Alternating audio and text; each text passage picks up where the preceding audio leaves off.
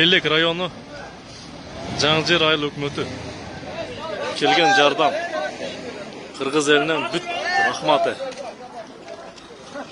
Бул жардамды караңыздар, машалла. 3 фура.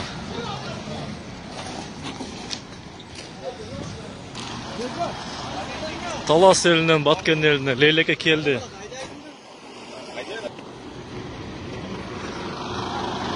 Талас 2-нчи фура.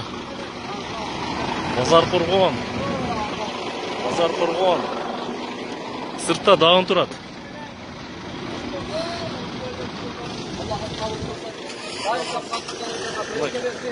Ул кыздардын келечеги кең, элге журтка мамлекеттин көйгөйүн чечкен илимдүү, билимдүү ул кыздар тарбиялоого насип кылсын. Тапкан тутканыңыздар берекелүү болуп, мамлекетибиз өңгөн, өскөн,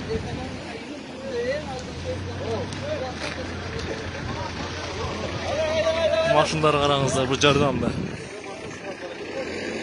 Портерлер менен келип, Сүлүктү, Исфана, Талас, Жалалабад.